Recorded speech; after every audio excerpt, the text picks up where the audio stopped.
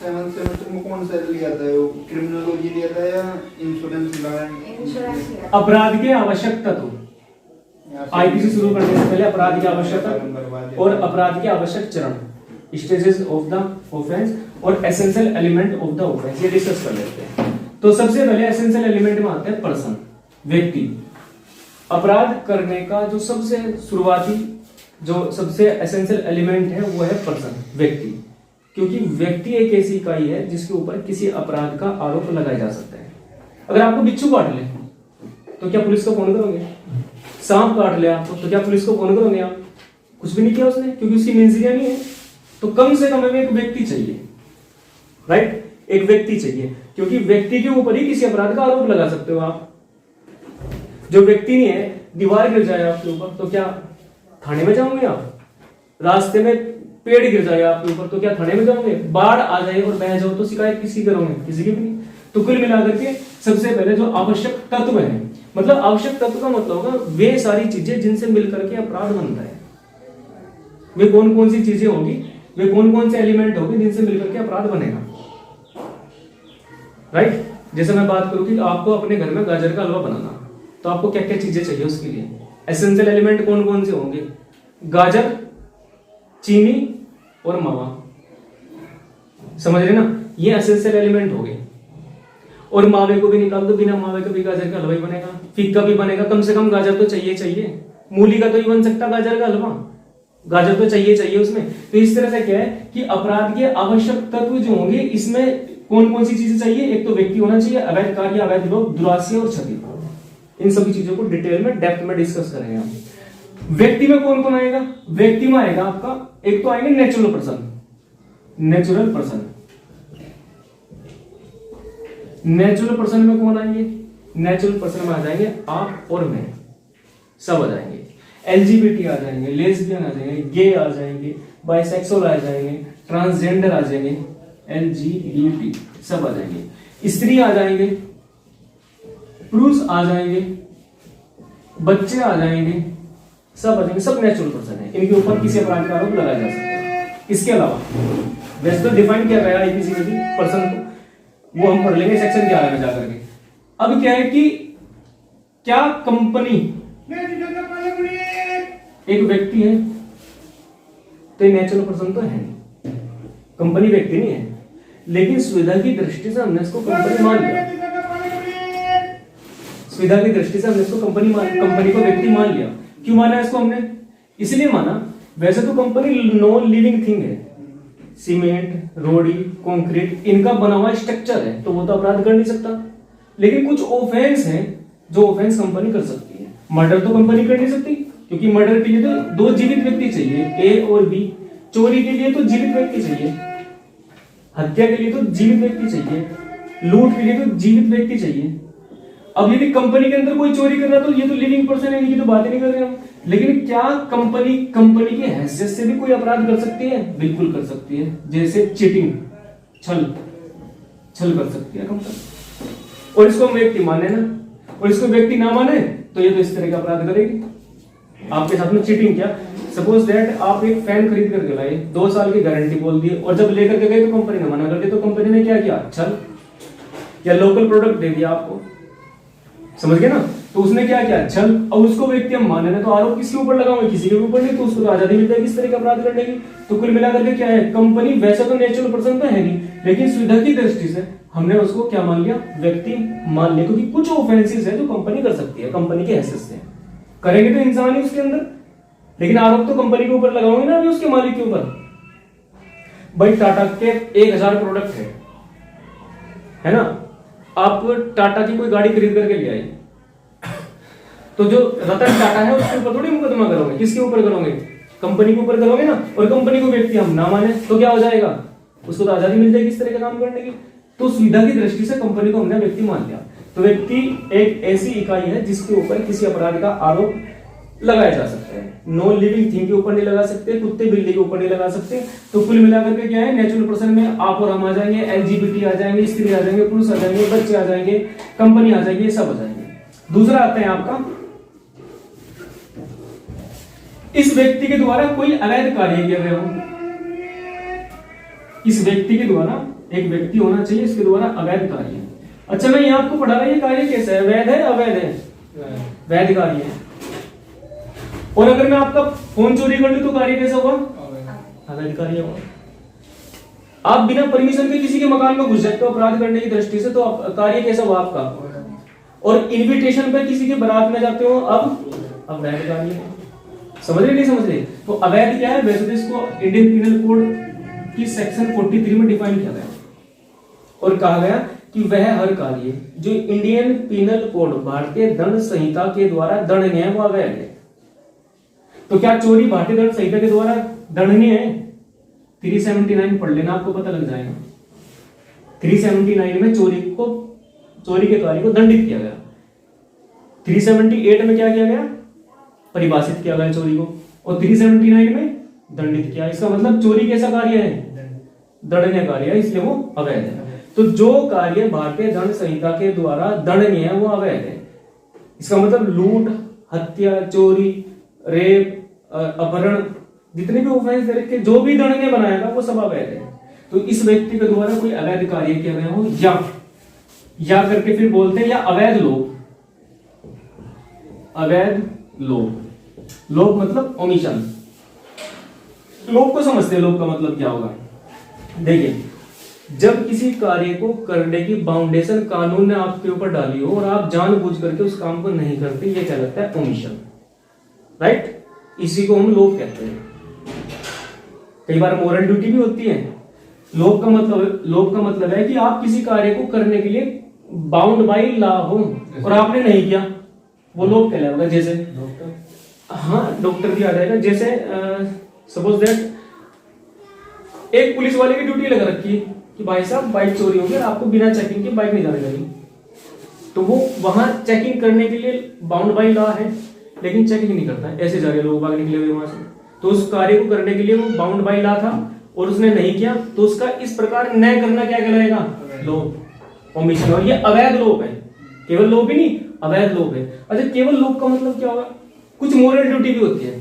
जैसे नदी में एक बच्चा डूबने लग रहा और आप बहुत अच्छे तैरा हो और आपने फोन निकाला अपना और वीडियोग्राफी करनी शुरू कर दी कि यूट्यूब पर डाल लूंगा और लाइक और सब्सक्राइबर मिलेंगे, इससे बेनिफिट मिलेगा आपको।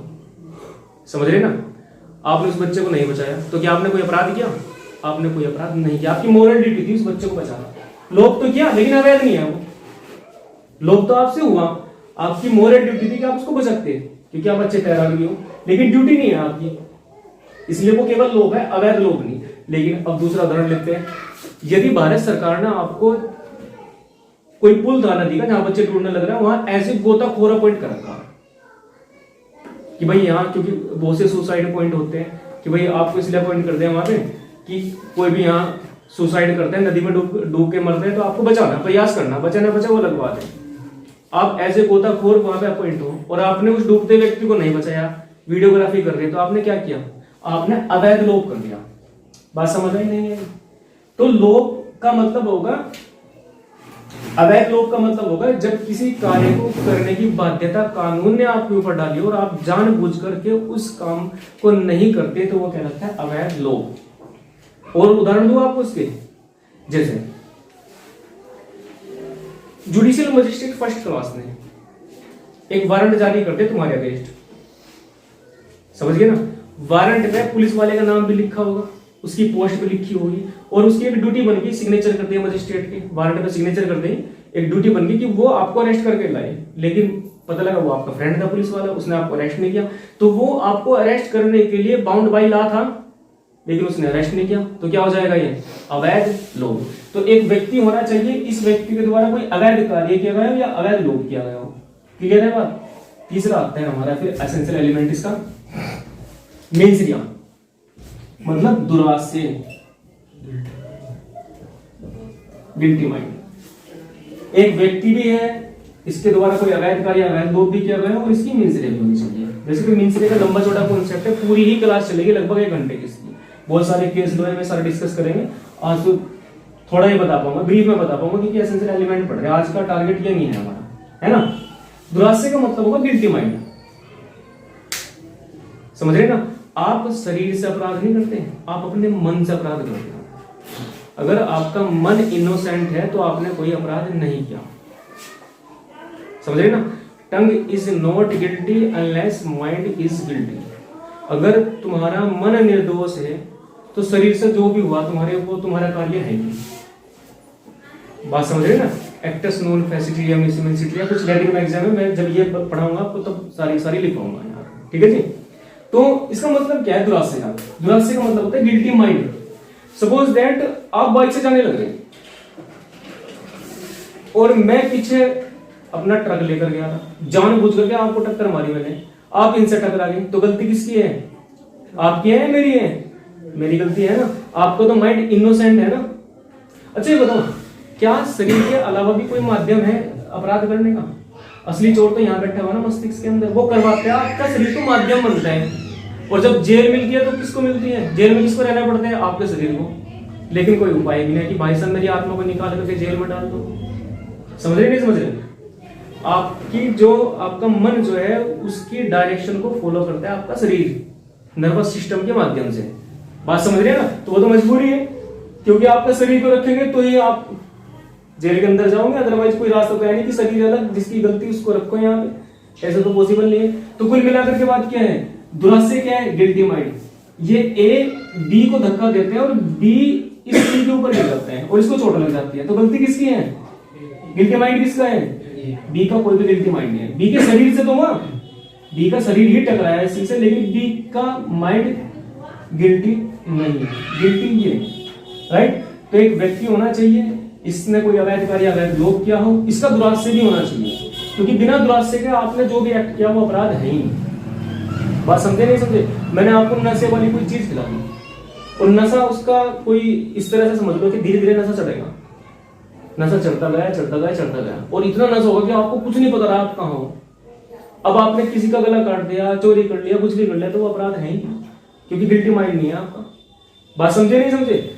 लास्ट जो एसेंशियल एलिमेंट है वो है आपका क्षति, इंजरी। इंजरी होती है 4 प्रकार की, सेक्शन 44 में डिफाइन किया गया वैसे तो इंजरी को। इंजरी 4 प्रकार की आती। पहली तो क्षति, पहली तो क्या होगी? शारीरिक क्षति। दूसरी मानसिक क्षति। तीसरी सांपत्तिक क्षति। चौथी रेपुटेशन, ख्याति संबंधी क्षति। ये 4 प्रकार की क्षति डिफाइन की है। क्षति या तो आपकी शारीरिक हो सकती है, या मानसिक हो सकती है, या रेपुटेशन वाली हो सकती है, या सांपत्तिक क्षति हो सकती है।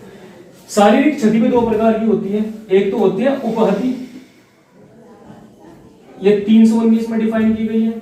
एक होती है घोरुपति, 320 में डिफाइन की गई है। उपति का मतलब होता है किसी को शारीरिक पीड़ा देना, कोई चोट देना, किसी को कोई बीमारी देना, अंग शैथिल्य देना। समझ गए ना? अंग शैथिल्य क्या डिस्कस करेंगे जब ये सेक्शन चलेगी, तो बहुत डिटेल में डिस्कस करेंगे। तो शारीरिक क्षति में क्या क्या जाएंगे? या तो उपति, या तो छोटी चोट, या बड़ी चोट। और इसी के कुछ रूप होते हैं जो बड़ी चोट में कवर हो जाते हैं। किसी को चाटा मार दिया तो उपति, और मुंह तोड़ दिया तो घोरुपति, डंडा मार दिया तो उपति, और स्कैल्प तोड़ दिया तो घोरुपति, हाथ ट्विस्ट कर दिया तो उपति, और पूरा ही घुमा दिया हड्डी तोड़ दी तो घोरुपति। तो उपति की कुछ किस्में हैं जो घोर में आते हैं। कौन कौन सी? दोनों में से किसी भी एक आंख की दृष्टि का अस्थायी विच्छेद घोरुपति कहलाते हैं। दोनों में से किसी भी एक आंख की दृष्टि का अस्थायी विच्छेद घोरुपति माना जाएगा। मतलब आंख पे ऐसी चोट पहुंचाई कि आपको परमानेंटली दिखना बंद हो गया हो, और आंख पे चोट आई लेकिन दिख अभी भी रहा, तो ये घोर में नहीं आएगा बल्कि उपति कहलाएगी। ये याद रखना, भले से यहाँ बाहर निकल गई वो आपकी, क्योंकि डेफिनेशन में साफ साफ लिखा हुआ है। ध्यान रखना, जो बेर एक्ट कहता है वही समझना, उसके अलावा समझाओगे तो फिर तुम्हारे रहते भाई साहब वो लेजिस्लेशन नहीं चलता, वो समझाना आपको। तो कुल मिलाकर के बात क्या है कि दोनों में से एक आंख की दृष्टि का स्थायी विच्छेद का, आंख अगर फूट गई आपकी लेकिन दिखाई दे रहा है आपको, तो ये घोरुपति में आएगा, केवल उपति है। याद रखना, आंख फोड़ दी और दिखाई, आंख केवल टच की आपकी, आपको पीड़ा भी नहीं हुई। सपोज दैट कोई केमिकल ऐसा डाल दे कि आपको दिखाई देना बंद होगा, परमानेंटली डॉक्टर ने भी बोल दिया कि अब आपको कभी दिखाई नहीं देगा, तो ये घोरुपति में आ जाएगा। बात समझे नहीं समझे? दोनों में से किसी भी एक कान की श्रवण शक्ति का स्थायी विच्छेद, ऐसी चोट पहुंचाई कि डॉक्टर ने बोल दिया कि अभी कभी सुनाई नहीं देगा, है ना, हड्डी का तोड़ देना, अंग विच्छेद कर देना, चेहरे का सिर का डिसफिगर कर देना, या ऐसी चोट पहुंचाना कि 20 दिन तक वो आदमी अपने कामकाज को करने में असमर्थ हो जाए, एसिड अटैक। समझ गया? तो ये घोर प्रतिक्रिया, हालांकि जब ये चलेंगे बहुत डिटेल में डिस्कस करेंगे, क्योंकि आज का विषय ही है हमारे। अभी तो हम पढ़ रहे क्षति कितने प्रकार की होती है, तो शारीरिक क्षति में भी 2 आ गई, आपकी उपति और घोर। फिर हो गया आपकी मानसिक क्षति। बताओगे मानसिक क्षति का क्या मतलब होगा? मानसिक क्षति भाई सीधी सी बात है, दहेज की मांग करना क्या है? दहेज की मांग को लेकर के तंग करना क्या है? मानसिक क्षति। और मैं आपसे बताऊं कि शारीरिक क्षति से भी कई बार, शारीरिक क्षति से भी बड़ी क्षति होती है मानसिक क्षति। समझ रहे ना? आप ये कहते होंगे कभी कभी दोस्त, यार इससे बढ़िया तो मेरे 2 रैपट मार लेते। इतनी बेकार गंदी बात ना कहता। ये क्या है? Mental injury. हाँ, मनुष्य मन से बना हुआ है। चाटा मारने से इतना फर्क नहीं पड़ना जितना गलत बात कहने से पड़ जाएगा। समझ रहे नहीं समझ रहे? तो कुल मिलाकर के क्या है, ये मानसिक क्षति हो गया आपकी। जैसे कि दहेज की मांग को लेकर के जो है ना, विवाहित महिला को परेशान करना, तंग करना, राइट? चाहिए तो भाई साहब को दहेज, और बात किस तरीके कर रहा, वो सीधे सीधे तो कह नहीं रहा कि रोटी बना करके लाई तो उल्टी सीधी बात करा, तेरे से बनानी नहीं आती। 2 मेहमान आ गए तो जाओ अंदर चले जाओ, नहीं तो ये कहोगे बेवकूफ कहाँ से ले आया वो उठा करके, इस तरह की बातें। तो क्या होगा? ये मेंटल इंजरी।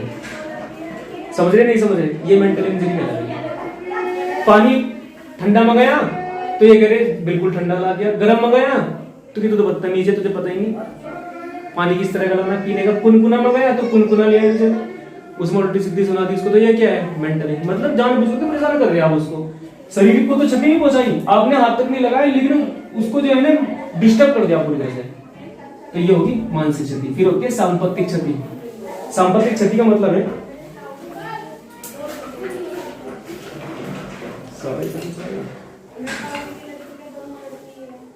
सांपत्तिक क्षति। सांपत्तिक क्षति का मतलब होगा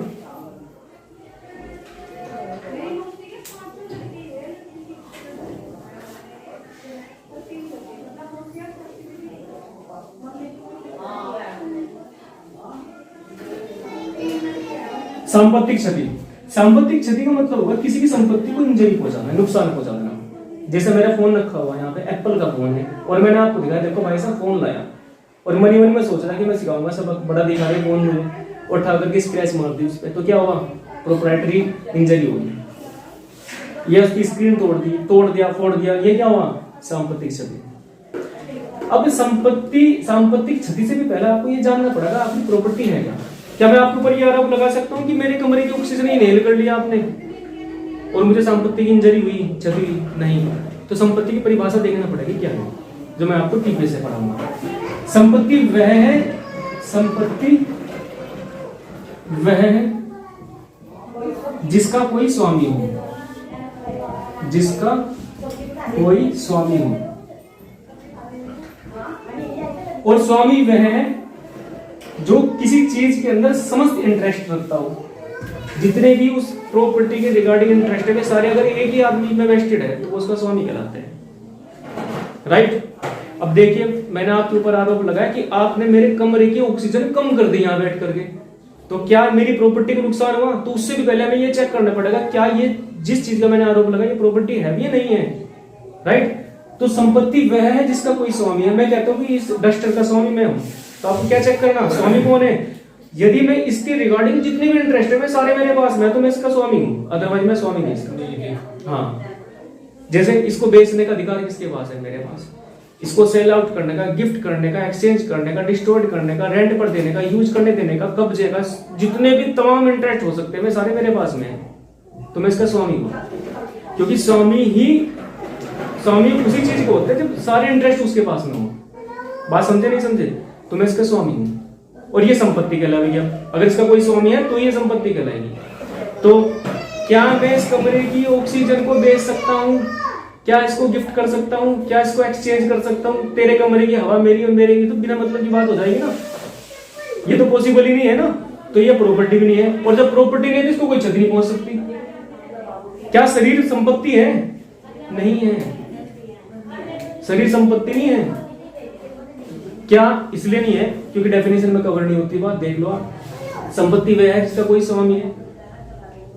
मान लिया क्या आप क्या आप ये कह सको भाई मेरा ये दोस्त है, मैं इसको बेचता हूँ, ये प्रॉपर्टी है तो मैं इसको गिफ्ट करता हूँ, मैं इसको अदला बदली करता हूँ, तेरा दोस्त मेरा दोस्त, मेरा दोस्त तेरा, क्या आप ऐसा कर सकते हो? मैं इसको डिस्ट्रॉयड करता हूँ, कर सको? तो 397 बिल्कुल हाँ, ये भी ना सेक्शन होती फिर, ना 497 होती फिर, ना रेप की कोई सेक्शन होती, ना फिर मर्डर की कोई सेक्शन होती। समझ रहे नहीं समझ रहे? तो क्योंकि शरीर संपत्ति नहीं है, क्योंकि इसका कोई स्वामी नहीं है। जब 497 सुप्रीम कोर्ट ने अनकॉन्स्टिट्यूशनल घोषित की तब यही कहा कि पत्नी अपने पति की प्रॉपर्टी नहीं है, इसी सेंस में बात की, क्योंकि वो उसको बेच नहीं सकता, वो उसको एक्सचेंज नहीं कर सकता, वो उसको गिफ्ट नहीं कर सकता, वो उसको डिस्ट्रॉय नहीं कर सकता, तो उसका कोई स्वामी नहीं है, और जब स्वामी नहीं है तो वो प्रॉपर्टी नहीं है। बात समझे नहीं समझे? तो कुल मिलाकर के क्षति संपत्ति हो सकती है, और संपत्ति की डेफिनेशन हमने देख ली क्या है, जिसका कोई ओनर हो। राइट, ओनर वह है जिसके पास में वे समस्त उस प्रॉपर्टी के रिगार्डिंग जितने भी राइट हो सकते हैं, सेल करने का, गिफ्ट करने का, एक्सचेंज करने का, ट्रांसफर करने का, ये सारे राइट अगर किसी एक आदमी के पास में है तो उसका स्वामी कहलाता है, वो चीज संपत्ति कहलाती है, अदरवाइज वो संपत्ति नहीं कहलाती। बात समझे नहीं समझे? जैसे आसमान से बरसने वाले पानी क्या प्रॉपर्टी है? नहीं है। समझ रहे ना? आसमान में चलने वाली हवा क्या है? प्रॉपर्टी है? नहीं है, कुछ भी नहीं है। समझ रहे समझ रहे? जैसे सूरज से आने वाली धूप क्या प्रॉपर्टी है? आपको ये चेक कर लेना, क्या आप उसको बेच सकते हो? क्या आप उसको गिफ्ट कर सकते हो? मैं अपनी धूप तुम्हें देता हूं, तो बिना मतलब की बात होगी ना। क्या आप उसको सेल कर सकते हो, बेच सकते हो? नहीं कर सकते भाई, इसलिए वो प्रॉपर्टी नहीं है, और प्रॉपर्टी ने इसको तो इंजरी नहीं हो सकती। फिर आया आपका ख्याति। ख्याति मतलब रेपुटेशन। रेपुटेशन मतलब एक व्यक्ति होना चाहिए, उस व्यक्ति के द्वारा कोई अवैध कार्य, अवैध लोग होना चाहिए, उसका दुरास्य होना चाहिए, और फिर किसी व्यक्ति को कोई इंजरी भी पहुंची हो। इंजरी या तो शारीरिक हो, या मानसिक हो, या सांपत्तिक, या ख्याति। ख्याति को समझ लो, ख्याति का मतलब क्या होता है। वैसे तो एविडेंस एक्ट में और डिटेल में पढ़ाऊंगा मैं ख्याति को आपको। दो चीजें होती है, एक तो होता है स्वभाव, स्वभाव, एक होता है ख्याति। स्वभाव और ख्याति। स्वभाव तो वह होता है जो व्यक्ति अपने खुद के बारे में सोचता समझता है, मैं अच्छा हूं, मैं महान हूं, मेरे साथ में सब बुरा करते हैं, मैं सबके साथ अच्छा करता हूं, मैं बदमाश हूं, मैं हीरो हूं, मैं फलाना, मैं ढिमकाना, मैं अवतार पैदा हुआ, मेरे जैसा कोई नहीं, सब बदतमीज है। ये क्या है? ये मेरे स्वभाव है।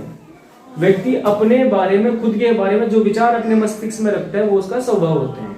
राइट, और मेरे बारे में दूसरे क्या विचार रखते हैं वो मेरा ख्याति है, रेपुटेशन है। बात समझे नहीं समझे? मतलब व्यक्ति का स्वभाव उसके दिमाग में निवास करता है, उसकी ख्याति दूसरों के दिमाग में निवास करती है। आप अपने बारे में क्या सोचते समझते हो ये आपका स्वभाव है, और आपके बारे में मैं और बाकी लोग क्या सोचते समझते हैं ये आपकी रेपुटेशन। ये है, अपने बारे में तो सब अच्छे ही सोचते हैं, लेकिन दूसरे क्या सोचते हैं मेरे बारे में वो मेरी रेपुटेशन है। जैसे रेपुटेशन की क्षति कैसे पहुंचेगी इस चीज को भी देख लो आप। सपोज दैट एक बड़ा अच्छा उदाहरण मैं आपको बताऊंगा, जैसे ABCDE ये किसी कॉलोनी में रहते हैं, और यहाँ एक नया आदमी आता है रहने के लिए, मकान बनाया नया उसने, सब प्रशंसा कर रहे हैं इसकी, भाई साहब टी इतना अच्छा है, सबसे नमस्ते करता है, पैर छूते हैं, फलाना ढिमकाना, इस तरह से बीवी कह रहे हैं भाई साहब बस पड़ोसी होता है ऐसा, आज तक जितने पड़ोसी आए सबसे अच्छा। ये भी कुछ कहता है, ये भी अच्छा, ये बारे में बात करता है, ये भी इसी के मोहल्ले का, जिस मोहल्ले से आया पी नाम का एक व्यक्ति आ जाता है, वो कहता है कि अच्छा जी ये इतना अच्छा, ऐसी कौन सी लड़की है जिसकी चप्पल इसके सिर पे को ना गिरी हो, जिसने ना बजाया हो इसके, तो ये क्या हो जाएगा? नुकसान किसको हुआ? इसको हुआ क्या या इनको हुआ क्या? इसके बारे में इनके दिमाग में जो स्टेटस था यहाँ एकदम से घट करके कहां जाएगा? यहां जाएगा ना। समझ रहे नहीं समझ गए? ये कहते हैं कि कोई दुकानदार ऐसा नहीं इससे पैसे लेकर के वापस लौटाए। तो इसका जो ख्याति थी, इसका जो रेपुटेशन थी, वो इनके दिमाग में निवास करती थी ना, और इसके कहते हैं नुकसान किसको हुआ? फाइनली इसी को तो हुआ। अगर इसके बारे में बता रहा कि ये ऐसा नहीं ऐसा है, ध्यान रखियो। समझ गए नहीं समझ गए? तो ये हो जाएगा आपका ख्याति को क्षति हो जाएगी। तो ये थे हमारे अपराध के आवश्यक तत्व।